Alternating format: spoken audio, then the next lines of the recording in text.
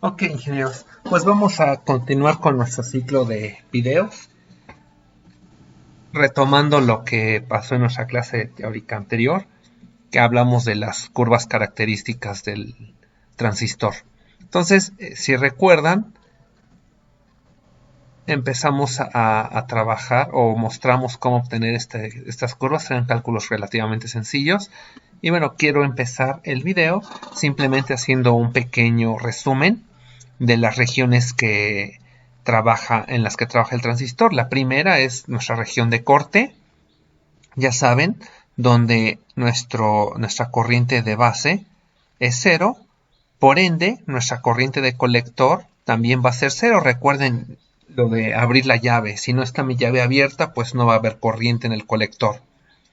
Por otro lado, habíamos dicho que había una pequeña cantidad de corriente de fuga que se conocía como ICEO.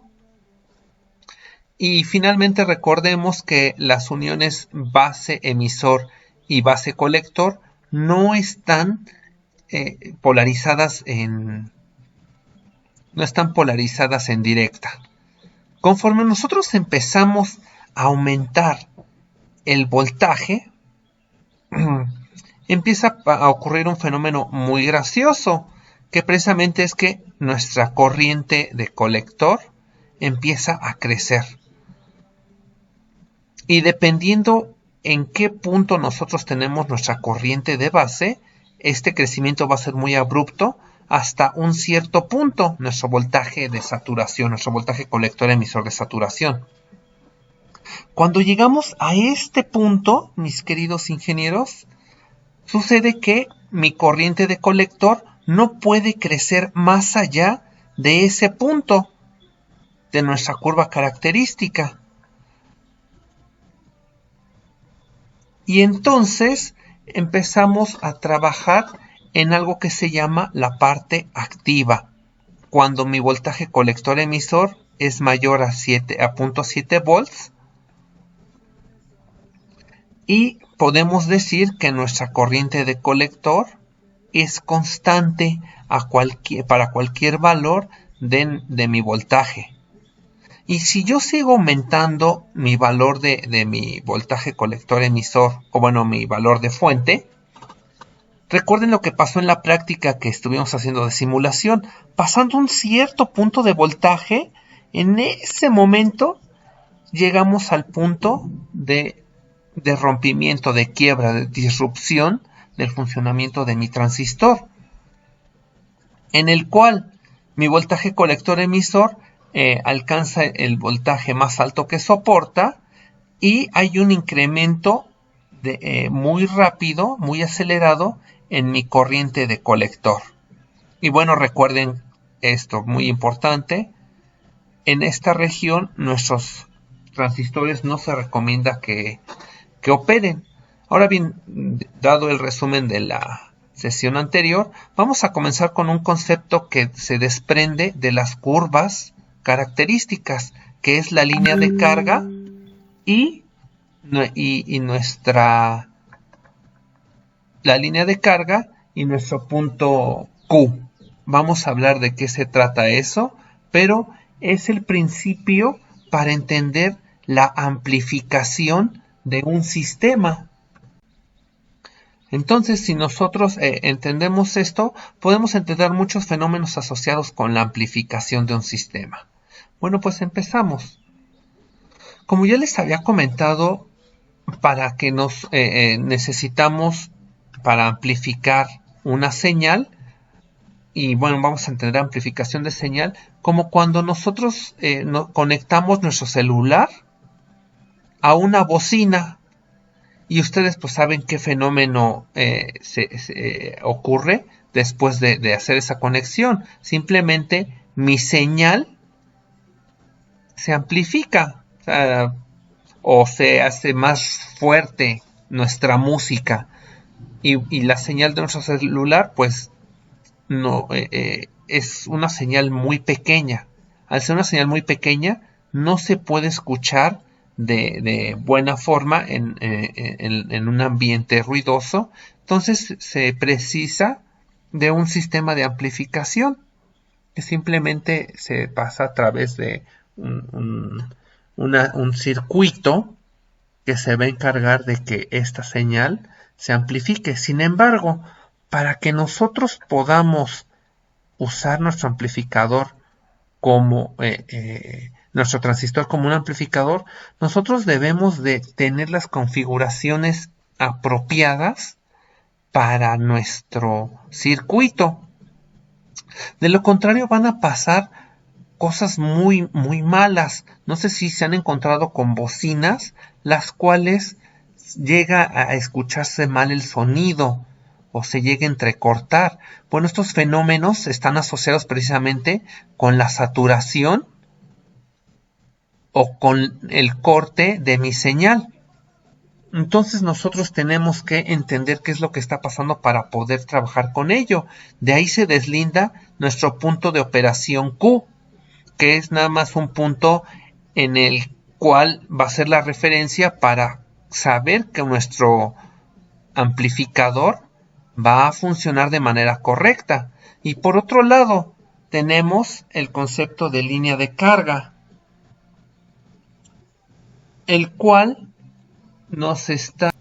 nosotros podemos poner de forma gráfica la relación que hay entre nuestro punto de saturación y nuestro punto de corte de nuestras familias de curvas. Ahora vamos a ver qué es esto en realidad. Aquí lo que estamos presentando es precisamente las familias de curvas que ya conocíamos de un transistor con un elemento adicional. Esta pequeña línea que tiene una relación o guarda una relación entre mi punto de corte y mi punto de saturación. Que bueno, para nuestro punto de corte, lo que sabemos, nuestra corriente va a ser igual a 0. Nuestra corriente de colector va a ser igual a 0, que es prácticamente este punto. Y como va a haber una corriente igual a 0, quiere decir que no va a haber una diferencia en el potencial colector-emisor. Por lo tanto, el voltaje que se suministra al colector es el mismo que hay del colector-emisor. Entonces vamos a poner nuestro punto de corte justo en este punto, donde el voltaje suministrado al colector es el voltaje colector-emisor. Por otro lado, en la saturación estamos conscientes de que es el punto en el que la corriente del colector se va a incrementar a su máximo posible. Por lo tanto, en este punto, mi corriente del colector va a ser mi corriente de saturación y mi corriente colector emisor va a ser mi corriente de saturación. Vamos a hablar de esto y de cómo hacer estos cálculos a continuación. Pues bueno, aquí les presento de nuevo nuestras curvas. Por practicidad, nosotros vamos a suponer que nuestra corriente de saturación va a estar justamente, nuestro punto de saturación va a estar pegado justamente en el lado de las Y's. Entonces, si recordamos esta ecuación que nos decía que la corriente del colector es igual al voltaje que se suministra al colector menos lo que se cae del colector emisor, dividido entre la resistencia que se pone en el colector, nosotros podemos hacer una pequeña serie de manipulaciones algebraicas, en las cuales primero tenemos un voltaje como la resistencia del colector es común a nuestra resta de voltajes, nosotros podemos separarlo en estos dos términos. ¿Estamos de acuerdo? Después aquí lo único que se hace es cambiar el orden de los factores en esta suma, y al final vamos a factorizar el voltaje colector emisor para obtener tres parámetros que nos está diciendo de forma intrínseca esta fórmula. Primero, nos está diciendo que el valor de mi corriente de saturación, va a ser el máximo de mi corriente, de mi voltaje entre mi resistencia del colector. O sea, no hay ninguna caída de potencial en este punto. Entonces, nosotros, de que nuestro valor de corriente de saturación o este punto lo vamos a encontrar dada esta fórmula. Por otro lado, como ya habíamos dicho, no va a haber una caída de potencial dada de colector emisor y se va a ver reflejado por completo lo que nosotros pongamos en el voltaje del colector aquí. Entonces nuestro punto de corte va a ser justamente aquí para un valor de corriente de colector 0. Y al final este último parámetro nos está diciendo la pendiente de nuestra línea de carga. Ahora, bueno, para entender esto un poquito más, planteamos un par de ejemplos para entender este fenómeno de nuestras líneas de carga. Aquí, bueno, tenemos un circuito en el cual nos ponen una resistencia, un valor de fuente. Si se fijan, algo bien interesante, nosotros no tenemos de ninguna forma alguna dependencia directa en este punto de estos valores, de estos parámetros. Por lo tanto, como habíamos dicho, mi valor de corriente de saturación va a ser mis 30 volts de voltaje entre mis 3 kilo ohms de resistencia, que son 10 miliamperes. Entonces, bueno, aquí colocamos en nuestra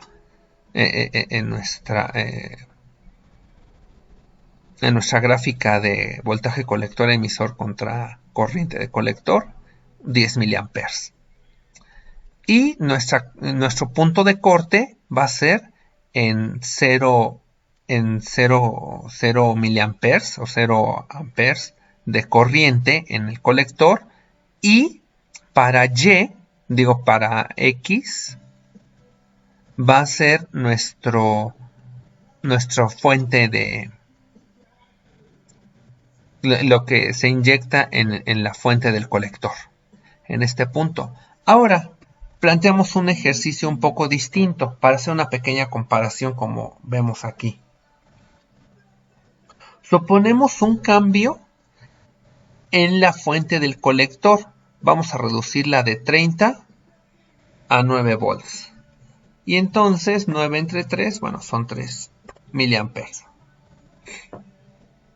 Estos 3 miliamperes, pues ya sabemos, son nuestra corriente de saturación. Y nuestra corriente colector emisor es 9. Fíjense cómo un cambio en el voltaje hace un cambio muy drástico en la operación de mi transistor. En esto hay que tener mucho cuidado, ingenieros, porque si diseñamos un amplificador y no le ponemos un punto de voltaje pues correcto, nosotros tendremos un área de amplificación muy corta. Ahorita vamos a ver al respecto de qué estoy hablando. Ahora vamos a hacer un cambio en el paradigma y en vez de jugar con el valor de la fuente, juguemos con el de la resistencia. A ver qué pasa. Pues bueno, aquí tenemos este circuito en el cual nos presentan una fuente de 15 volts, con una resistencia de 1 kilo ohm. Entonces, de nuevo, sacamos la corriente del colector, que es 15 entre 1K, y esto es igual a 15 miliamperes. Ok. Por otro lado, ya saben, nuestra voltaje colector emisor o nuestro punto de corte va a ser en lo que esté inyectándose de voltaje en nuestro circuito, o sea, aquí. Entonces nuestra línea queda de esta forma. Por otro lado, nos dicen que supongamos un cambio en la resistencia de la corriente a 3 kilo ohms. Entonces vamos a cambiar esto a 3. Y en ese cambio, en automático, bueno, tenemos 5 miliamperes. Y la fuente sigue igual. Nuestro punto de corte no se movió. En este caso, lo que se movió fue la pendiente. Si se fijan aquí, mi pendiente pues es la misma en ambos casos. Simplemente pues el área se redujo.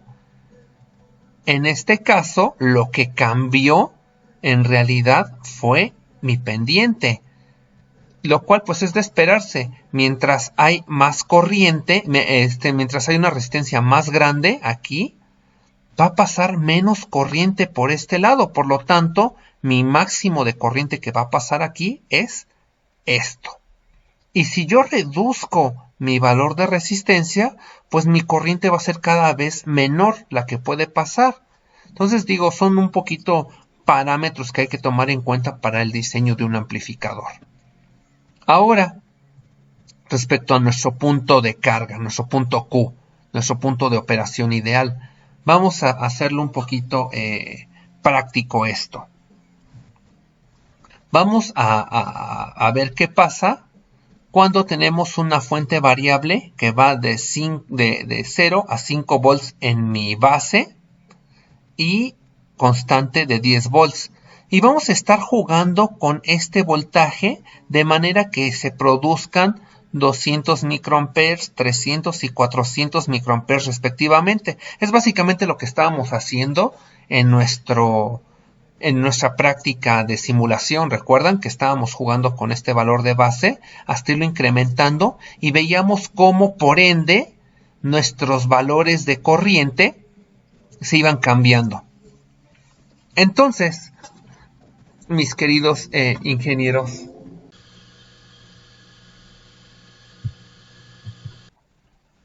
bueno, tenemos este circuito que vamos a validar algunos cálculos. Vamos a encontrar nuestro punto de saturación y nuestro punto de corte. Aquí gráficamente se ven, pero vamos a determinarlos con base en lo que ya sabemos, ¿no? Entonces, sabemos que nuestro punto de corte y saturación no tiene nada que ver con los valores de corriente y de voltaje de mi base. Simplemente es dividir 10 entre 220. Que bueno, en este caso ya había hecho esta pequeña cálculo, que son 45 miliamperes, háganlo en sus calculadoras, que es justamente más o menos donde se encuentra el punto de saturación de mi corriente de colector. Y bueno, ya saben también que mi voltaje mi punto de corte es cuando ponemos mi voltaje de colector igualado al de colector emisor, que es justamente en 10. Ahora, las Qs sí dependen directamente de, o mis puntos de operación óptimo, dependen directamente de mis valores de base. Entonces, si nosotros tenemos una fuente de voltaje variable que va de 0 a 5 y nos ponemos a jugar de tal forma que produzcamos 200 microamperes, 300 y 400, entonces va a pasar esto. Simplemente voy a poner voy a hacer mi típica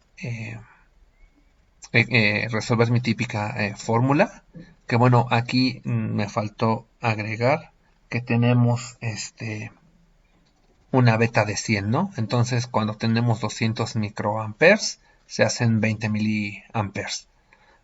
Entonces 10 menos 20 por 220 pues son 5.6, que más o menos es por este punto de aquí. Después, para una corriente de 300 microamperes, son 30 miliamperes en corriente del colector, que se traduce en 3.4 volts, que de nuevo aquí está en mi punto. Ahora, hagámoslo un poco, ya que tenemos esto, pues vamos a empezar a obtener un ejercicio más elaborado. Bueno, aquí me están pidiendo obtener pues esta línea, esta carga con su Q para esta polarización. Recuerden, aquí obtuvimos 3 Qs porque pues había tres distintas polarizaciones que nos daban 3 resultados distintos en corriente de base. Aquí va a ser distinto. Nos piden obtener nuestra línea de carga y nuestro punto de operación Q. Entonces, lo primero que debemos de saber, mi punto de operación lo voy a obtener a través de esta fórmula. Pues bien, tenemos que, para obtener mi corriente en mi base, es la corriente que hay en mi fuente menos el voltaje que hay en mi fuente menos el voltaje que se cae en mi diodo, o bueno, en mi conexión base emisor entre mi resistencia de base. Que bueno, esto es 10 menos 0.7 entre 47 kilo ohms. Nos va a dar, si ustedes, bueno, hacen el cálculo con sus respectivas calculadoras, nos va a dar 39.57 miliamperes. Entonces, bueno, ya tenemos aquí uno de nuestros puntos. Después vamos a multiplicar para una beta de 200. Ponemos 200 por 30, perdón. Fue error mío, son 19.78. 19.78 y aquí son 19.78 miliamperes, perdón, son microamperes.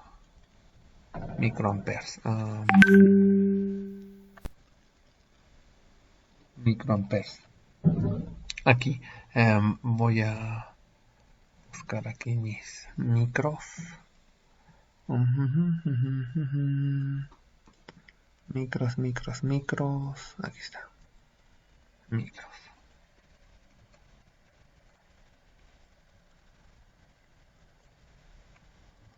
Por 200. Y aquí sí van a ser 39.57 miliamperes. Después, aquí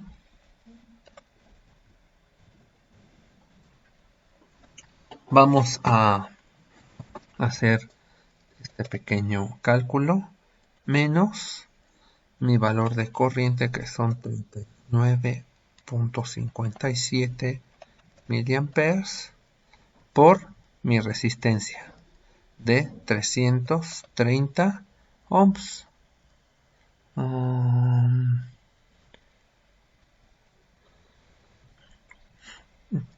330 ohms.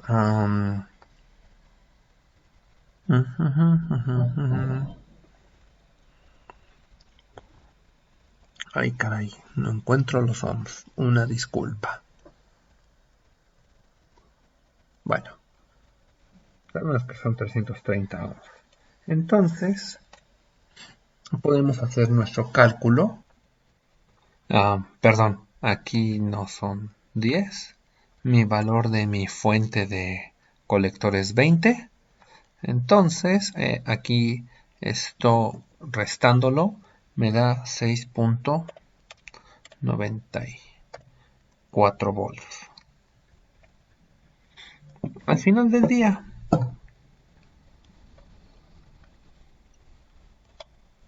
mi valor de 20 entre 330, pues me va a dar aproximadamente 60.6 milivolts. Entonces son 60.6 miliamperes. Y bueno, mi punto de corte va a ser en 20, ¿no? ¿Dónde está este? Entonces, si nosotros nos ponemos a validar, primero 6.94, bueno, está aquí. Estas variaciones se presentan debido a los redondeos que aplican en los cálculos del ejercicio, pero bueno, es bastante aproximado. Mi punto de corte entonces se ubica en 6.3 y a una altura de 39 miliamperes, que es justamente este punto y este. Ya para que coincida este punto, pues nosotros trazamos esta línea que tiene que cruzar justamente por aquí. Ahora, mis queridos ingenieros, hagan ustedes lo mismo. Determinen el punto Q y determinen la línea de carga para esta polarización dada una beta de 100. Eso pues se los dejo de tarea. Si tienen alguna duda, pues háganmelo saber y lo subo al grupo la respuesta. Pero me gustaría que ustedes lo intentaran por cuenta propia. ¿Ok? Bueno, continúo. Ahora sí, todo esto tiene que ver con amplificación. ¿De qué forma es la pregunta? Bueno, vamos a suponer ahora el mismo circuito con el que hemos estado trabajando, pero con una pequeña variación. Además de nuestro voltaje de polarización de mi transistor, agrego una fuente de corriente alterna. Esto puede ser nuestro osciloscopio, puede ser incluso nuestro teléfono, cualquier fuente de audio o ruido que se añada aquí. Entonces lo único que va a pasar es que nuestra fuente va a hacer que nuestro punto de operación varíe 10 miliamperes. Estamos suponiendo que tiene 10 miliamperes pico, o sea, son 20 pico a pico, en el cual va a estar oscilando de esta forma, como vemos aquí en esta parte del dibujo. Entonces, ¿qué pasa? Bueno, primero, nuestra corriente estamos asumiéndola de 300 microamperes, o bueno, la calculamos porque tenemos un voltaje de 3.7 menos 0.7 por 10K para una beta de 100. Entonces, mi corriente de la Q va a estar en 30 miliamperes aquí. Después, nuestro voltaje va a ser 10 menos mis 30 miliamperes. Aquí se me olvidó poner miliamperes por 220 ohms de aquí, que son 3.4 y justamente coincide con este punto de acá. Entonces, bueno, ya nada más por cuestiones de validar esto, vamos a buscar nuestro punto de, vamos a buscar nuestro punto de saturación, ¿no? Para poder dibujar nuestra recta de carga, que bueno, aquí está.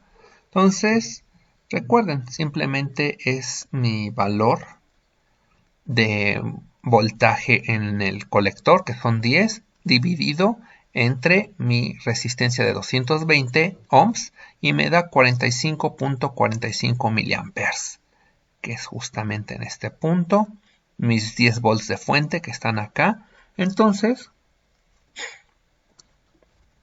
aquí está mi punto de operación Q, Y cuando hacemos variar la corriente de la base, porque esto pues, va a estar variando 10 miliamperes, entonces se va a subir a este punto mi otro punto de operación y va a llegar a este punto de operación cuando esté en el punto más bajo mi corriente alterna. Bueno, aquí simplemente se contrapone esto mismo. Y más o menos así es como va a funcionar un amplificador. O sea, vamos a ponerle un voltaje de base y va a subirlo este nivel para que se escuche de esta forma. Ahora, ¿qué va a pasar? Si nosotros no tenemos bien sintonizado el punto Q, vamos a tener distorsiones. ¿Qué es esto de la distorsión? Bueno, aquí ya obtuvimos nuestros puntos Q. ¿Y qué pasa si nuestro punto Q está muy abajo? O sea, hay poca corriente y nuestro punto de operación de Q está aquí. Pues simplemente en mi punto de corte, esta parte de mi curva no se va a escuchar o no se va a ver. ¿Por qué? Porque se está saliendo de los parámetros de carga de mi transistor, de mi circuito. Por otro lado, si mi punto Q está muy arriba, pues se va a saturar. Y también se va a recortar, va a haber distorsión en mi audio. Y puede que haya hasta las dos cosas si nosotros no sabemos calcular bien en nuestros parámetros para que quede bien configurado. Que puede ser que se sature y se corte al mismo tiempo. Y nuestra señal se vería de esta forma. Entonces hay que evitar esto. Con esto, ingenieros, cierro la parte de los puntos de carga Q. En breve después vamos a ver ya formas de polarización distintas y vamos a ver análisis de amplificación en los siguientes videos. Mientras, pues les dejo esto. Muchas gracias por su atención y con esto cierro mi sesión de este momento.